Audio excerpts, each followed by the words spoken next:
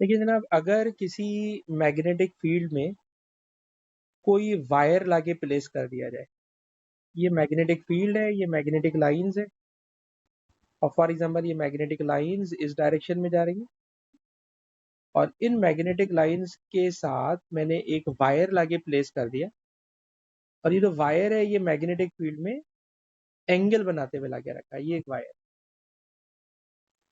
जब आप इस वायर से करंट पास करेंगे तो इस वायर के अराउंड एक मैग्नेटिक फील्ड बनेगी, और उस मैग्नेटिक फील्ड में उस पर एक फोर्स लगेगी। ठीक। अच्छा बेटा, अस्सलाम वालेकुम मनाहिल।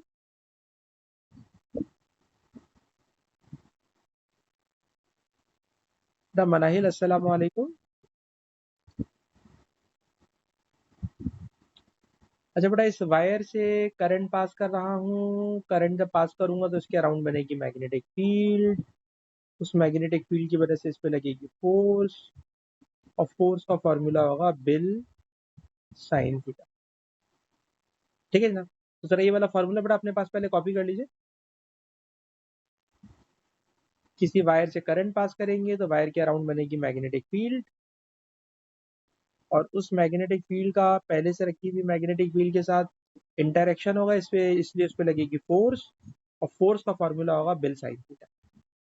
अभी मैं जितने सवाल कराऊंगा उन सारे क्वेश्चंस के अंदर यही वाली हमने थ्योरी यूज करनी है कि जब फोर्स करंट कैरिंग वायर पे लगती है तो उसका फॉर्मूला ये होता है। इस फॉर्मूले को लेके आइए क्वेश्चन करते हैं। क्वेश्चन ये है जनाब कि ये एक मैग्नेटिक फील्ड है, रीड एंड राइट का question number 13। Read and right का बेटा क्वेश्चन नंबर 13। एक स्टिफ स्ट्रेट कॉपर वायर है, और इस वायर की लेंथ है 4.7 सेंटीमीटर। इस वायर से करंट पास हो रहा है, और इस वायर को आपने मैग्नेटिक फील्ड में लाके रखा हुआ है, और इस मैग्नेटिक फील्ड की जो स्ट्रेंथ है वो भी आपके सामने लिखी हुई है, 2.6 एक्सपोनेंट -3। ठीक है जनाब? तो वायर की फील्ड स्ट्रेंथ बता दी है, सॉरी मैग्नेटिक फील्ड की फील्ड स्ट्रेंथ बता दी है। अब पूछ के आ रहे हैं, तो जरा क्वेश्चन देखिए। कह रहे हैं सर इसमें से करंट पास हो रहा है 5.4 एम्पियर। क्वेश्चन है फोर्स कैलकुलेट करना। तो बेटा फोर्स के लिए अगर मैं फार्मूला लगाऊं, सर फोर्स का फार्मूला होता है, बेटा फार्मूला लिखिएगा बिल साइन थीटा। जहां लिखा हुआ है बी की जगह बेटा वैल्यू डालिए ये वाली 2.6 एक्सपोनेंट -3। फिर लिखा हुआ है करंट, करंट है 5.4 एम्पियर। फिर बेटा लेंथ, लेंथ है 4.7 सेंटीमीटर। सेंटीमीटर को बेटा मैंने मीटर में कन्वर्ट कर दिया। थीटा 34 डिग्री है, तो ये बन गया साइन 34 डिग्री। और जब आप इन सारे नंबर्स को बेटा सॉल्व करोगे तो फोर्स का रिजल्ट आएगा 3.69 एक्सपोनेंट -4। इसको 3.7 भी आप ले सकते हो, और फोर्स है इसलिए इसकी यूनिट क्या होगी, न्यूटन। तो जब किसी वायर से करंट पास करते हैं और वायर को मैग्नेटिक फील्ड में रखा हुआ हो तो वायर पे लगती है मैग्नेटिक फोर्स। मैग्नेटिक फोर्स का फॉर्मूला बिल साइन थीटा। सारी वैल्यूज क्वेश्चन में गिवन है। ये बी की वैल्यू है, उसके बाद फिर एल की वैल्यू, सारी की सारी वैल्यूज गिवन है, तो इसलिए इस क्वेश्चन को हम बड़े आराम से सॉल्व कर लेते हैं। क्वेश्चन का पहला पार्ट तो बड़े आराम से सॉल्व हो जाता है क्योंकि करंट था डीसी। जब कुछ नाम ना दिया हो तो इट इज डीसी। पर क्वेश्चन के सेकंड पार्ट में कहते हैं कि जनाब जो करंट अभी डीसी था उस करंट को हमने चेंज कर दिया, और अब नया करंट ऑल्टरनेटिंग करंट है, और अगर ऑल्टरनेटिंग करंट है तो उसकी आरएमएस वैल्यू 1.7 एम्पियर। ठीक है ना? तो अब बताइए, अगर ऑल्टरनेटिंग करंट है तो आप जानते हो ऑल्टरनेटिंग करंट के अंदर करंट की वैल्यू इंक्रीज होती है, डिक्रीज होती है, इंक्रीज होती है, डिक्रीज होती है। और अब करंट की वैल्यू इंक्रीज डिक्रीज होगी तो उस पर लगने वाली फोर्स की वैल्यू भी वेरी करेगी। तो क्वेश्चन है, बताइए what will be the variation in force. Force में कितनी वेरिएशन आ रही होगी? और वेरिएशन के अंदर जरा गौर कीजिएगा, करंट की वैल्यू इंक्रीज होगी तो इंक्रीज होकर एक पॉजिटिव पीक यहाँ पर आएगा, एक नेगेटिव पीक यहाँ पर आएगा। तो इन दोनों पीक्स के दरमियान का अगर हमें वेरिएशन कैलकुलेट करनी है दोनों पीक्स के दरमियान की, तो मैं आपसे बोलूंगा कि आप ऐसा कीजिए कि जो बेटा इन्होंने आरएमएस वैल्यू दी हुई है ना, इस आरएमएस वैल्यू से पहले पीक वैल्यू निकाल लीजिए। आपको याद होगा पीक वैल्यू कैसे निकालते हैं? सर पीक करंट को अंडर रूट 2 से डिवाइड करें तो आरएमएस करंट बनता है। ठीक, तो अगर मैं पीक वैल्यू निकालनी है तो आरएमएस करंट को √2 से मल्टीप्लाई कर दे, तो it will be the peak current. It will be the peak current. इस पीक करंट से आएगी पीक फोर्स। ठीक है ना, पीक फोर्स आएगी। अच्छा, वैसे समझाने के लिए बोल रहा हूँ कि अगर कोई नंबर पीक में +2 ऊपर हो, -2 नीचे हो, या 2 के बजाय कोई दूसरा नंबर लीजिए। फॉर एग्जाम्पल प्लस का 5 ऊपर है, माइनस का 5 नीचे है, तो प्लस के 5 और -5 के दरमियान का डिफरेंस निकालना हो, डिफरेंस, तो बताइए बेटा, वो माइनस माइनस मिलकर क्या हो जाता है, प्लस हो जाता है। तो हम इसको यूं भी कह सकते हैं कि जो भी पीक वैल्यू होगी ना, उसको 2 से मल्टीप्लाई कर देंगे तो वेरिएशन आ जाएगी। दोबारा सुनिएगा, एक पॉजिटिव पीक है +5, एक नेगेटिव पीक है -5। इन दोनों पीक्स के दरमियान का अगर डिफरेंस निकालना हो, तो +5 और -5 का आप डिफरेंस निकालोगे तो वो 2 टाइम 5 आएगा। तो मैं कहना ये चाह रहा हूँ कि जो पीक वैल्यू आई है, उस पीक वैल्यू से अगर आपको टोटल डिफरेंस निकालना हो तो हमेशा 2 से मल्टीप्लाई करा देते हैं। तो पूरी बात ये बनी कि हमारे पास फॉर्मूला होता है बिल साइन थीटा। ठीक, अभी अभी ऊपर सवाल कर चुके हो, बी की वैल्यू थी 2.6 एक्सपोनेंट -3। ठीक है ना, 2.6 एक्सपोनेंट -3, ये आ गया जी 2.6 एक्सपोनेंट -3। ये बी की वैल्यू है। जहां करंट लिखा है, करंट के लिए देखिएगा, मैं कलर चेंज करके लिख रहा हूँ, 2√2 इंटू 1.7, यानी इस 1.7 को, ये आरएमएस वैल्यू है, इसको √2 से मल्टीप्लाई करूंगा तो ये पीक वैल्यू बनेगी। और पीक वैल्यू को मैं 2 से क्यों मल्टीप्लाई करवा रहा हूँ, क्योंकि सर सवाल में बोला है ना सर वेरिएशन इन फोर्स, तो मुझे करंट की भी वेरिएशन चाहिए होगी, क्योंकि बाकी सारी चीजें तो कांस्टेंट है, करंट में वेरिएशन आ रही है। तो ये बन गया 2√2 मल्टीप्लाई 1.7, ये करंट की वेरिएशन हो गई। फिर चाहिए लेंथ, तार की जो लेंथ है, सर तार की लेंथ है 4.7 सेंटीमीटर। सेंटीमीटर है बेटा, मैंने मीटर में कन्वर्ट किया। फिर लिखा है साइन थीटा, थीटा है 34 डिग्री। और अब इन सारे नंबरों को आप सॉल्व कर लोगे तो सारे नंबरों को सॉल्व करके आपको फोर्स की वेरिएशन मिल जाएगी। और बेटा फोर्स की वेरिएशन आएगी 3.3 एक्सपोनेंट -4। बेटा मनाहिल, क्या आपको मेरी आवाज आ रही है? ठीक है बेटा, ठीक है, ठीक। तो बेटा ये हम रीड एंड राइट के अंदर, ये यूनिट नंबर 12 है, यूनिट नंबर 12 में क्वेश्चन नंबर 13 सॉल्व कर रहे हैं। क्वेश्चन नंबर 13 में पहले पार्ट के अंदर डीसी करंट था। डीसी करंट की वैल्यू चेंज नहीं होती। जब वैल्यू चेंज नहीं होती तो जो नंबर होगा सीधा सीधा वो नंबर यूज कर लेते। लेकिन जब कभी ऑल्टरनेटिंग करंट दे दे और फोर्स कैलकुलेट करनी हो, तो अगर आरएमएस करंट है तो आरएमएस करंट को √2 से मल्टीप्लाई करके पहले पीक करंट निकालेंगे, और उस पीक करंट को 2 से मल्टीप्लाई कर देंगे तो it will be the total variation in current. और उसी टोटल वेरिएशन इन करंट से टोटल वेरिएशन इन फोर्स आ जाएगी, and it is 3.3 exponent -4 Newton. ठीक, तो ये क्वेश्चन नंबर 13 हो गया हमारा कंप्लीट। अच्छा जी, क्वेश्चन नंबर 13 कंप्लीट करने के बाद मैं एक और छोटी सी चीज आपको सिखाना चाहूंगा, वो ये कि अभी हम लोग फॉर्मूला पढ़ रहे हैं बिल साइन थीटा। अगर बेटा आप इसको कॉपी कर चुकी हो मनाहिल, तो बेटा मैं अगले सवाल में आपको लेके चलूं, अगर आपने ये कॉपी कर लिया है। ठीक है बेटा, अब मैं क्वेश्चन नंबर 34 में आपको लेके जाना चाहता हूँ।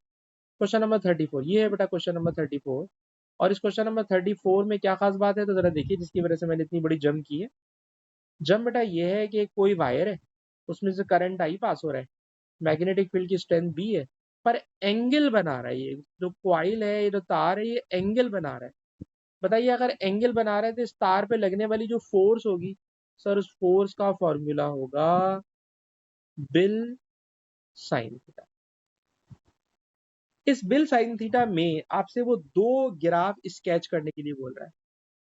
जो पहला ग्राफ है ना, वो बोल रहा है करंट और फोर्स का ग्राफ बनाना है, और थीटा को कांस्टेंट रखना है। ठीक है, सारी चीजें कांस्टेंट है, ग्राफ बनाना है फोर्स और करंट का।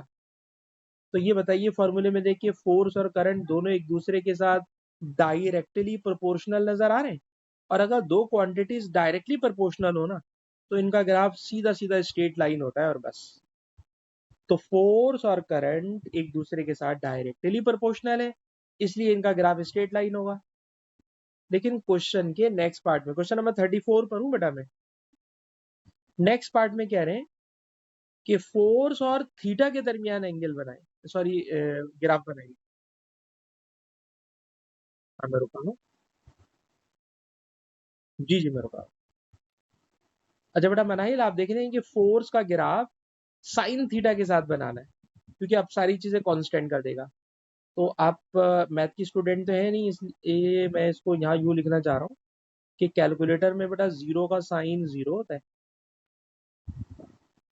30 डिग्री का साइन बेटा कैलकुलेटर से निकालें तो 0.5 होता है। 60 डिग्री का साइन बेटा कैलकुलेटर से निकालें तो 0.866 होता है, जिसको मैं 0.9 राउंड ऑफ कर रहा हूँ। और 90 डिग्री का साइन निकालें तो वो बेटा 1 होता है। ठीक। अच्छा अब मैं वाई एक्सेस पर आ रहा हूँ, 0.1, 0.2, 0.3, 0.4, 0.5, 0.6, 0.7, 0.8, 0.9 और ये 1। ठीक है ना, तो ये मैंने वाई एक्सेस के ऊपर अपने पास से कैलिब्रेशन कर लिया। अब बेटा मुझे ये बताइए कि हमारे पास ग्राफ बनाना है फोर्स का साइन थीटा के साथ, फोर्स का साइन थीटा के साथ ग्राफ बनाना है। क्यों? क्योंकि फोर्स के फॉर्मूले में आता है बिल साइन थीटा। अगर कोई वायर मैग्नेटिक फोर्स में रखा हुआ हो तो उस वायर पे लगने वाली फोर्स का फॉर्मूला होता है बिल साइन थीटा। तो मैंने ग्राफ बनाना है फोर्स का और साइन थीटा का। तो बेटा अगर फोर्स का और साइन थीटा का ग्राफ बनाना है तो देखिए कि जब 0 डिग्री का साइन होगा ना तो फोर्स 0 होगी, यानी अगर कोई वायर 0 डिग्री के एंगल पर हो तो फोर्स 0 होती है। लेकिन अगर वायर 30 डिग्री का एंगल बना रहा हो तो 30 डिग्री की साइन की वैल्यू होती है 0.5। तो 0.5 ये रहा मेरे पास। ठीक जी। उसके बाद चाहिए 60 डिग्री, तो 60 डिग्री का साइन होता है 0.9। तो बेटा 60 डिग्री का 0.9 मुझे ये वाला पॉइंट मिल जाएगा। और आखिरी है बेटा साइन 90, तो 90 डिग्री का साइन बन जाएगा 1 वैल्यू। और इन सब का जब आप ग्राफ बनाओगे ना तो ये ग्राफ की ये वाली शक्ल बनेगी। ठीक। ये मुझसे इतना अच्छा पॉइंट नहीं बन पा रहा तो इसको मैं यहाँ लेकर आ गया। ठीक है जी। तो ये ग्राफ बनाना था फोर्स और साइन थीटा का, कहाँ से सर 0 डिग्री से 90 डिग्री तक। ठीक। तो इस सवाल के अंदर जो बाकी पार्ट है वो इस टॉपिक का नहीं है, मैं अभी सिर्फ वो क्वेश्चन करा रहा हूँ जिसमें F is equal to BIL sine theta use हो रहा है। तो मैंने दो क्वेश्चन बेटा अभी आपको दिखा दिए, क्वेश्चन नंबर 13 और क्वेश्चन नंबर 34 का वो सेगमेंट जो इस टॉपिक से रिलेटेड है। और अब बेटा इसके बाद नेक्स्ट क्वेश्चन है मेरे पास 21। तो बेटा जरा क्वेश्चन नंबर 21 पर आइएगा अगर आप ये ग्राफ कंप्लीट कर चुके हो। क्वेश्चन नंबर 21, क्वेश्चन नंबर 21 में जरा देखिए, ये दो वायर है और इन दो वायर में जो क्वेश्चन नंबर 21 है इसका पहला पार्ट है बेटा डिफाइन टेस्ला। ये क्वेश्चन पेपर में इतना ज्यादा आता है डिफाइन टेस्ला डिफाइन टेस्ला कि मैं आपसे चाहूंगा कि आप इस क्वेश्चन को प्रॉपरली कर लें। तो पहले तो बेटा मैंने फार्मूला लिखा F is equal to BIL, इसमें से बेटा बी को सब्जेक्ट बना लें। जब आप बी को सब्जेक्ट बनाते हैं तो ये बन जाएगा force divided by I L. और अगर आप साइन थीटा भी लिखना चाहें तो साइन थीटा भी लिख लें। और साइन 90 मैक्सिमम वैल्यू होती है वो मैंने लिखी। और अब जरा देखिएगा, जहां लिखी हुई है फोर्स, तो फोर्स की जगह आएगा नंबर 1 न्यूटन। ठीक है जनाब, फोर्स की जगह 1 न्यूटन। नीचे लिखा है करंट, करंट की जगह लिखिएगा बेटा 1 एम्पियर। लिखी हुई है लेंथ, लेंथ की जगह लिखिएगा 1 मीटर। साइन 90, साइन 90 की सबसे बड़ी वैल्यू होती है 1। और बी की यूनिट होती है टेस्ला, बी की यूनिट होती है टेस्ला। तो अगर आप ये इक्वेशन लिखकर इन सारी वैल्यूज को इसी तरह लिख देते हैं जैसा कि मैंने लिखा हुआ है। मैंने क्या लिखा है जनाब, जहाँ फोर्स लिखी हुई है सर आपने फोर्स की जगह सीधा सीधा लिख दिया है 1 न्यूटन। तो फोर्स की जगह 1 न्यूटन, करंट की जगह 1 एम्पियर, लेंथ की जगह 1 मीटर, साइन थीटा की जगह 1 डिग्री, तो it is equal to 1 tesla. और अगर आप इसको लंबी करना चाहें तो जरा यूं वर्डिंग सुनिएगा कि 1 metre long wire carrying current 1 ampere is placed normally in a magnetic field if it experiences 1 Newton force, then strength of magnetic field is 1 Tesla। तो आप लंबी भी कर सकते हैं और अगर आप इस तरह भी लिख दें तो मार्किंग स्कीम में इसी तरह लिखा है जैसा मैंने भी ऊपर लिखा हुआ है। अच्छा अब आ जाइए क्वेश्चन के अंदर। इस क्वेश्चन में किसी स्टूडेंट ने जो ड्राइंग की हुई है ये बिल्कुल गलत ड्राइंग की हुई है, तो इसकी ड्राइंग में आप नहीं आइएगा, आपके पास तो ब्लैंक पेज होगा अपनी बुक में, तो उसको जरा देखिएगा। बेटा जरा सुनिए, क्वेश्चन ये है कि जो वायर एक्स है, इस वायर एक्स में करंट ऊपर जा रहा है। जब वायर एक्स में करंट ऊपर जा रहा होता है, तो अगर मैं राइट हैंड ग्रिप रूल लगाऊं, तो राइट हैंड ग्रिप रूल हमें ये सिखाता है कि करंट बेटा अगर ऊपर जा रहा है तो अपने राइट हैंड के थंब को बेटा ऊपर की तरफ करें और फिंगर्स को कर्ल कर लें। जब आप फिंगर को कर्ल करेंगे ना, तो आपके फिंगर की जो कर्लिंग डायरेक्शन आएगी ना, वो आप देखिएगा एंटी क्लॉकवाइज आएगी। बेटा करके देखिएगा, अपने थंब को करंट की डायरेक्शन में ऊपर की तरफ कीजिए, फिंगर्स को कर्ल कर लीजिए। कर्लिंग फिंगर्स आपको बताएंगी डायरेक्शन ऑफ मैग्नेटिक फील्ड। ठीक है जनाब। अच्छा, ये जो डायरेक्शन ऑफ मैग्नेटिक लाइंस है, ये मैंने एक बनाई है, इसी के बाद में एक और बना रहा हूं, इसी के बाद में एक और बना रहा हूं।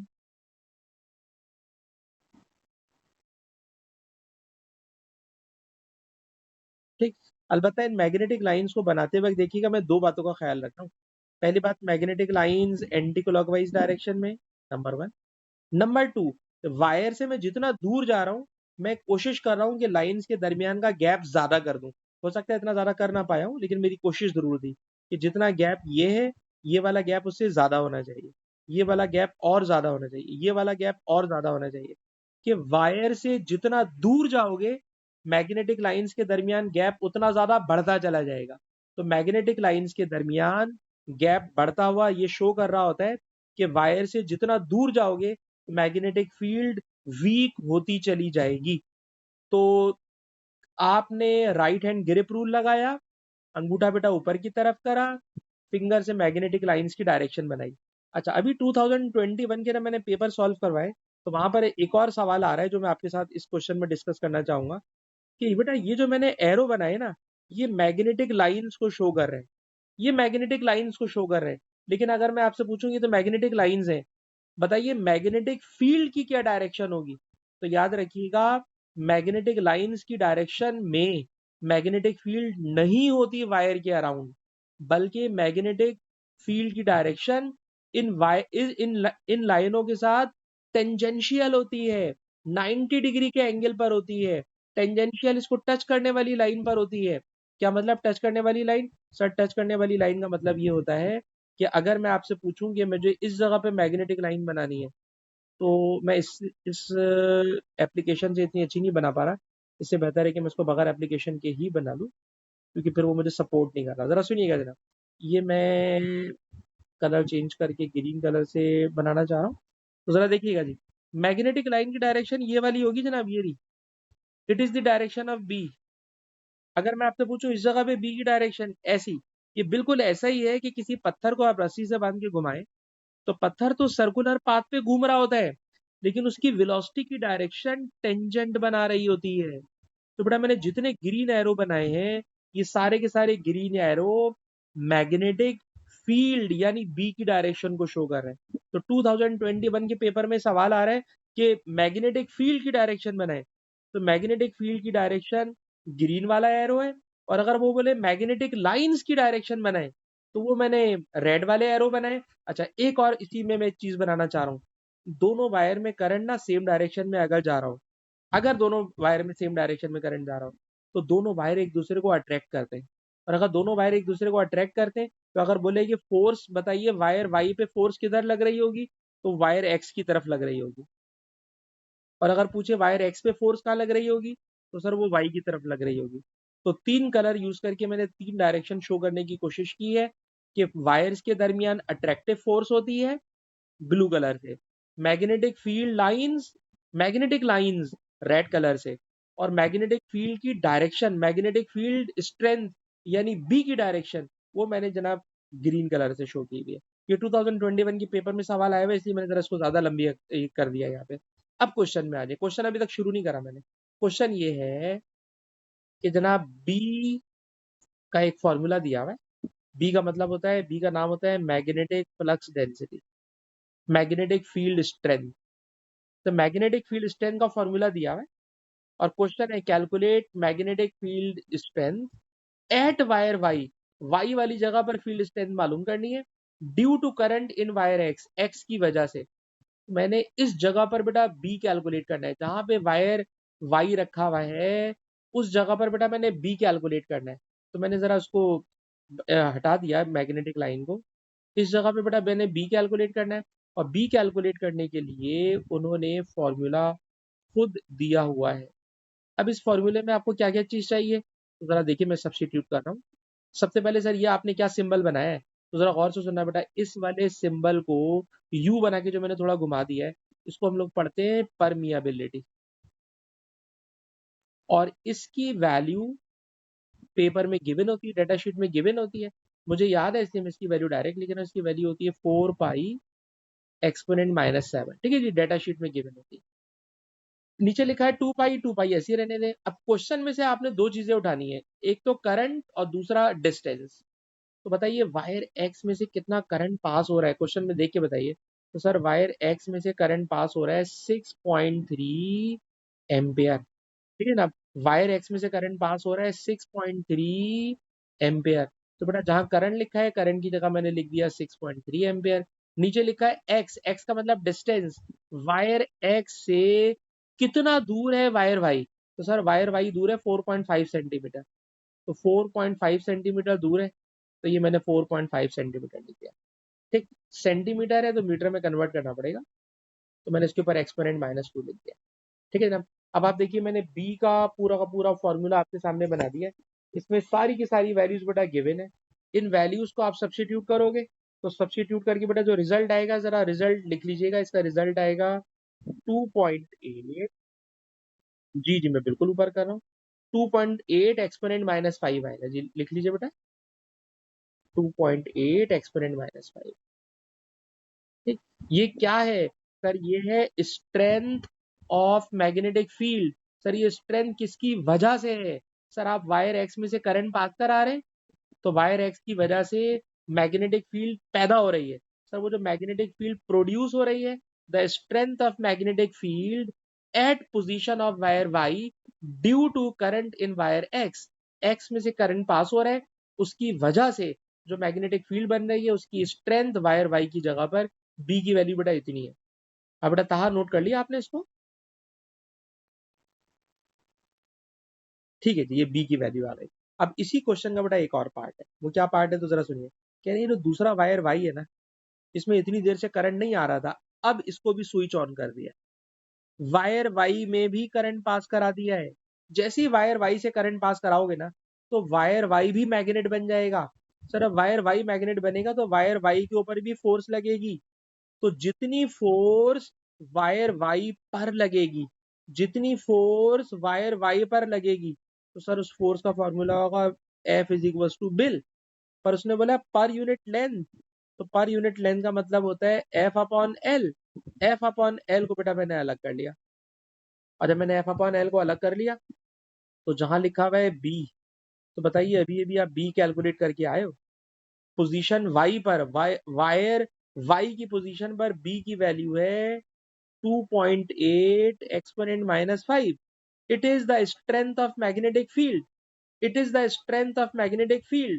और करंट कितना पास हो रहा है वायर वाई में से, सर करंट पास हो रहा है 9.3 एम्पियर। करंट पास हो रहा है 9.3 एम्पियर, और जब आप इन सबको आपस में मल्टीप्लाई करोगे तो बेटा रिजल्ट आएगा 2.6 एक्सपोनेंट -4। ठीक, ये वाला सवाल पेपर में इतना ज्यादा आता है कि पहले वायर से पहले बी कैलकुलेट करवाएगा, और दूसरे वायर पे फोर्स पर यूनिट लेंथ पूछेगा, और हमेशा उसका आखिरी पार्ट भी ये वाला होगा क्या, कि दोनों वायर में करंट डिफरेंट है। दोनों वायर में करंट डिफरेंट है, इक्वल करंट नहीं है। एक वायर में करंट कम है, एक वायर में करंट ज्यादा है। लेकिन बताइए दोनों वायर के दरमियान जो फोर्स होगी, फोर्स दोनों वायर के दरमियान जो फोर्स होगी, तो कौन सा वायर ज्यादा फोर्स लगा रहा होगा, वो फोर्स डिफरेंट होगी या सेम होगी। तो याद कीजिए Newton third law of motion. Sir it is a action reaction force. एक वायर दूसरे वायर के ऊपर फोर्स लगा रहे हैं, तो दोनों वायर के दरमियान जो फोर्स होती है, दोनों वायर के दरमियान जो फोर्स होती है, force per unit length between two wires, between two wires is equal in magnitude and in opposite in direction according to Newton third law of motion and not depend upon current. ये current पे depend नहीं करती जनाब। Sir ये action reaction force होती है, और sir अगर ये एक्शन रिएक्शन फोर्स है तो फोर्स पर यूनिट लेंथ दो वायर के दरमियान हमेशा इक्वल होगी। ये सवाल सबसे ज्यादा पेपर में आता है भाई, ये वाला कि दो वायर है, दो वायर के दरमियान ये वाली कंडीशन जो मैंने अभी आपको बताई। तो बेटा अगर ये क्वेश्चन आप पूरा कॉपी कर चुके हो तो बेटा आगे चले। हाँ आगे तो चले, लेकिन मैं आपको एक बात बताऊं क्योंकि टाइम हमारे पास कम है और टॉपिक ज्यादा है। तो क्वेश्चन नंबर 21, 25, 37, 38, ये सारे के सारे सवाल यही वाले सेम क्वेश्चन है, ये वाले सेम। तो अगर पेपर में भी बहुत सारा टाइम होता और हमें क्लास लंबी करनी होती तो फिर मैं आपको चारों सवाल कराता, लेकिन मेरा अपना ज्यादा ख्याल ये है कि मैंने एक करा दिया है। आप यकीन कीजिए कि आप अगले 3 सवाल खुद से कर सकते हैं, और ना हो तो कल रात को 11 बजे फिर हम बैठे हुए। तो अगर आपसे सवाल ना हो तो फिर आप मुझसे कल करा लीजिएगा, लेकिन पहले मेरे ख्याल में खुद से ट्राई कीजिए। हाँ बेटा मनाहिल, सवाल छोड़ दूं आपके लिए, होमवर्क आप कर सकते हैं क्योंकि चारों सवाल बिल्कुल एक जैसे हैं।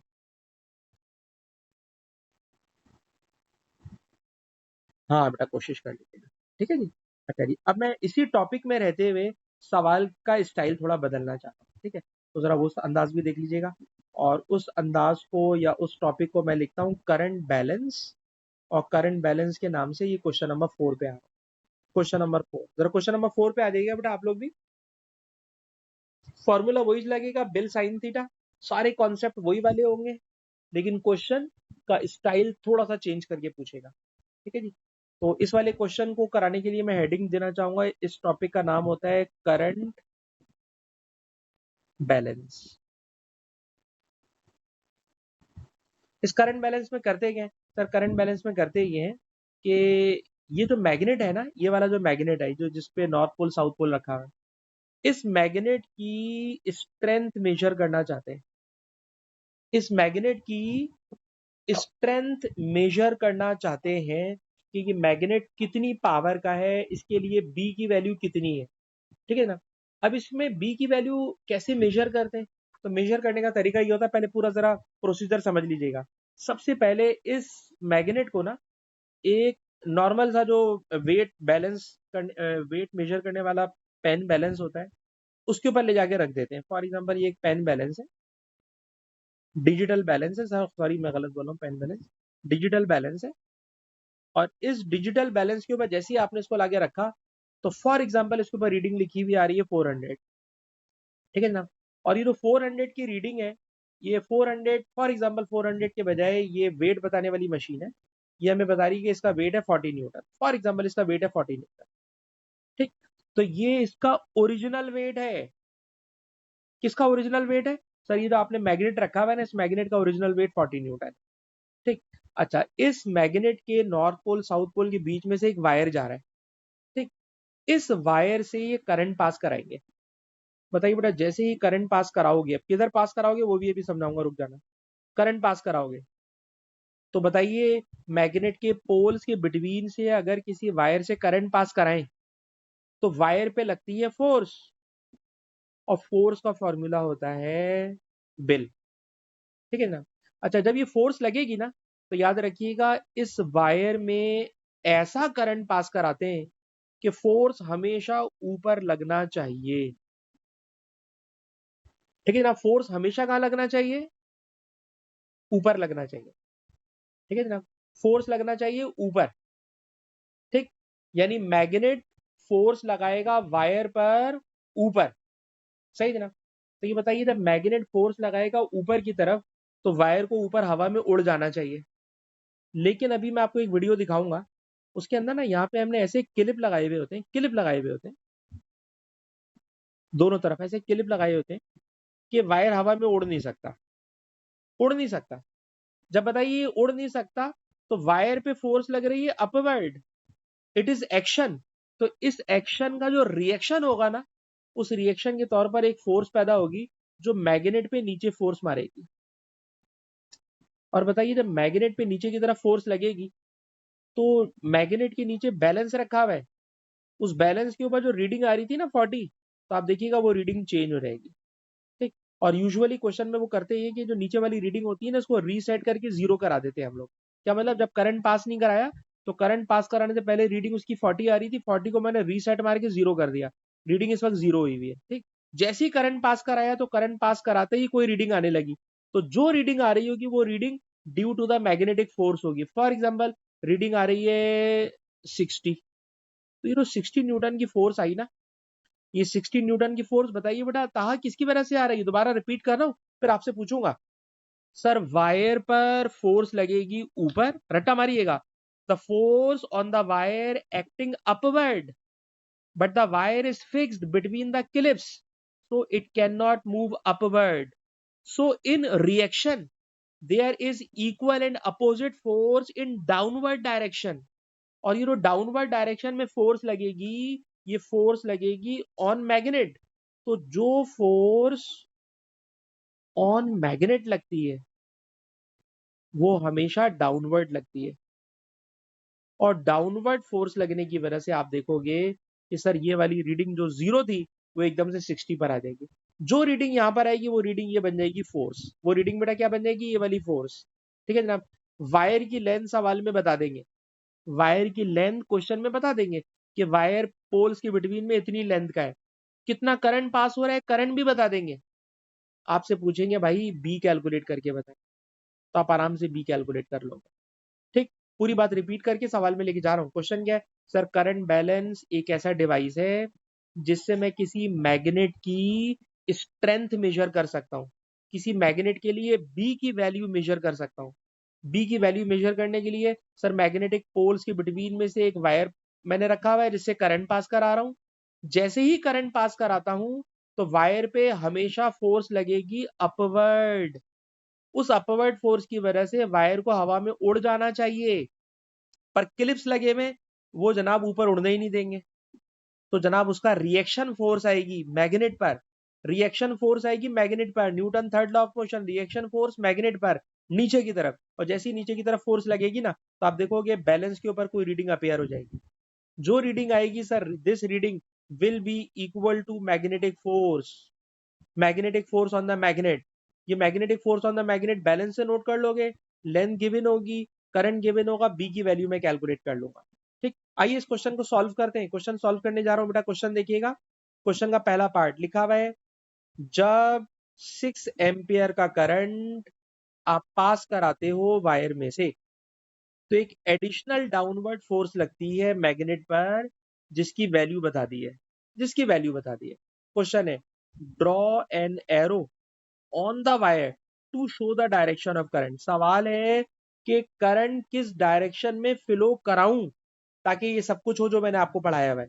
तो मैंने तो आपको समझाए बगैर एरो बना दिया था, अब मैं आपको एरो जो जो क्वेश्चन में उसने पूछा हुआ है, बोला है करंट कहां से कहां लेके जाऊं, वो एरो बनाए ताकि ये सारी की सारी सिचुएशन बन जाए। तो बेटा ताहा आपको याद है वायर पे जो फोर्स लगती है ना, उसके लिए हम लोग यूज करते हैं फ्लेमिंग लेफ्ट हैंड रूल।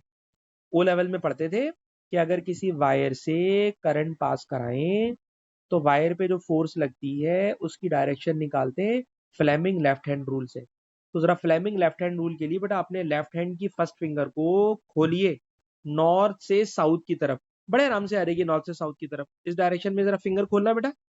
ये आपने फिंगर मैग्नेटिक फील्ड में बना दी नॉर्थ से साउथ। ठीक है जनाब। फिर सेकंड फिंगर खोलते करंट की डायरेक्शन में, करंट की डायरेक्शन मुझे अभी पता है नहीं, मुझे नहीं पता अभी किधर करंट की डायरेक्शन है, एरो तो मैंने बना दिया मुझे याद है, लेकिन मुझे अभी मैं ऐसे बोला बन रहा हूँ मुझे नहीं पता। अच्छा फिर अपना अंगूठा खोलिए, अंगूठा ऐसा खोलिएगा, अंगूठा आपको बताएगा फोर्स की डायरेक्शन। ठीक है ना। ये जो लेफ्ट हैंड का थंब है, it will indicate the direction of magnetic force. बताइए बेटा अगर मैं अंगूठा ऊपर की तरफ खोलूं तो उसके बाद अगर मैं सेकंड फिंगर खोलूंगा तो क्या ताहा बेटा देख के बताओ सेकंड फिंगर इस डायरेक्शन में आ रही है जो मैंने एरो बनाया हुआ है, ताहा बेटा करके देखो।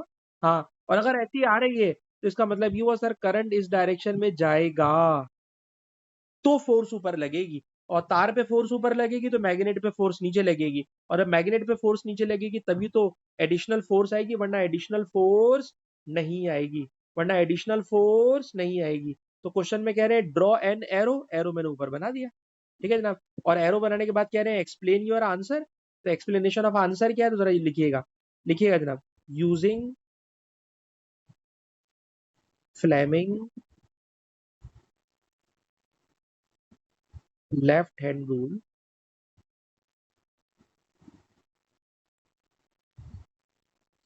magnetic force on the wire should be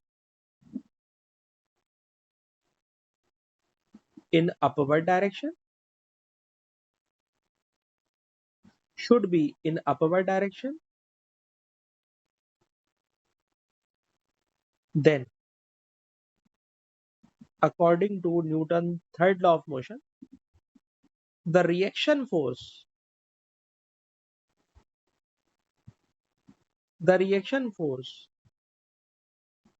on the magnet act downward. ठीक, तो ये फिक्स है, इसके अंदर ऐसा नहीं होगा कि एग्जाम में सर कुछ बदल देंगे, भाई फिक्स है। वायर पे फोर्स हमेशा कहां लगेगी, कहा बेटा याद कीजिए, हमेशा फोर्स कहां लगानी है वायर के ऊपर, अपवर्ड। सर अपवर्ड फोर्स लगेगी तो उसका रिएक्शन डाउनवर्ड फोर्स मारेगा नीचे, और अब डाउनवर्ड फोर्स बेटा नीचे लगेगी डाउनवर्ड मैग्नेट के ऊपर, तो सर मैग्नेट जो बैलेंस पे रखा हुआ है बैलेंस की रीडिंग बढ़ जाएगी, और बैलेंस की बेटा बढ़ी हुई रीडिंग ही हमें ये कैलकुलेट करने में हेल्प करेगी कि magnetic force, sorry magnetic field की स्ट्रेंथ कितनी है। मेरे ख्याल में ये आपने कॉपी कर लिया होगा बेटा, ठीक है जी। और अगर आपने ये कैलकुलेट कर लिया या कॉपी कर लिया तो क्वेश्चन के लास्ट पार्ट की तरफ आपको लेके जा रहा हूँ। कह रहे क्वेश्चन के ए पार्ट में तो उन्होंने बड़ी आसान सी बात की, और आसान सी बात ये थी कि करंट कांस्टेंट करंट था। आपको याद है कांस्टेंट करंट का मतलब होता है करंट डीसी था, कांस्टेंट करंट का मतलब होता है करंट डीसी था, ठीक है। तो जरा गौर से सुनिएगा सवाल का लास्ट पार्ट, लास्ट पार्ट बेटा गौर से देखिएगा, मुश्किल है। कह रहे हैं जब करंट डीसी था द कांस्टेंट 6 एम्पियर करंट, जब करंट डीसी था 6 एम्पियर का, ठीक है जनाब, तो इसको रिप्लेस करा रहे हैं। अच्छा जी, इसको रिप्लेस करा रहे हैं, और इसको रिप्लेस करा के इसकी जगह लेकर आ रहे हैं आरएमएस करंट। आरएमएस करंट का मतलब होता है ऑल्टरनेटिंग, ठीक है जनाब, ऑल्टरनेटिंग करंट ला रहे हैं, और ऑल्टरनेटिंग करंट की वैल्यू है, आरएमएस वैल्यू है 2.5 एम्पियर, 2.5 एम्पियर। तो याद है आज की क्लास का पहला सवाल मैंने ये पढ़ाया था कि कभी भी मैग्नेटिक फोर्स कैलकुलेट करने में आरएमएस करंट देना, तो आप पहले पीक करंट निकालिएगा, पीक करंट के लिए √2 से मल्टीप्लाई। आज की क्लास का पहला सवाल याद करो, अगर ऑल्टरनेटिंग करंट दे तो ऑल्टरनेटिंग करंट का पीक करंट निकालोगे √2 से मल्टीप्लाई करके, और जब कभी क्वेश्चन के अंदर कह दे वेरिएशन डिफरेंस, तो हमेशा इस पूरे नंबर को 2 से मल्टीप्लाई भी करा दोगे। तो आप गौर कीजिएगा, करंट की वैल्यू 2.5 एम्पियर है, but this 2.5 ampere current is RMS current, it is RMS current. तो to convert this RMS current into peak value current, तो पीक वैल्यू करंट में कन्वर्ट करने के लिए मैंने 2.5 को √2 से मल्टीप्लाई करा, और जब कोई भी वेरिएशन का लफ्ज आएगा तो पहले क्वेश्चन में मैंने सिखाया है वेरिएशन के लिए 2 से मल्टीप्लाई करेंगे। तो पहले करंट डीसी था, ये हमेशा ये हम हमेशा वेरिएशन आता है, हमेशा वेरिएशन देगा, क्योंकि यार चक्कर ये करंट ऑल्टरनेटिंग करंट है, ऑल्टरनेटिंग करंट में रीडिंग स्टेडी आती ही नहीं है, रीडिंग मुसलसल फ्लक्चुएट कर रही होती है। तो जब रीडिंग ही फ्लक्चुएट कर रही होगी तो डिफरेंस ही आता है, हमेशा डिफरेंस आता है, डिफरेंस के अलावा नंबर आ ही नहीं सकता, ठीक है। अच्छा जरा इस वाली बात को जरा देखना था, जब करंट 6 एम्पियर था तो बैलेंस की रीडिंग आई थी 0.08, 0.08 न्यूटन रीडिंग आई थी, बैलेंस रीडिंग, बैलेंस की रीडिंग, ठीक। और ये रीडिंग जो बैलेंस की रीडिंग आ रही थी, ये उस वक्त की बात है जब करंट डीसी था, 6 एम्पियर करंट था, और बैलेंस की रीडिंग 0.08 न्यूटन आ रही थी। अब करंट एसी है, और एसी करंट के अंदर वो हमेशा क्या देगा आपको, आरएमएस देगा। मैंने बताया आरएमएस को रट्टा मारो भाई, हमेशा आरएमएस करंट को √2 से मल्टीप्लाई करोगे तो बनेगा पीक करंट, 2 से मल्टीप्लाई करोगे तो ये बना देगा वेरिएशन, और इस वेरिएशन को लेके आपने एक्स कैलकुलेट करना है, ठीक है। आप एक्स कैलकुलेट कर लोगे, लेकिन मुझे ताहा ने बताया था कि इसको अपने अम्मी के साथ कहीं जाना है,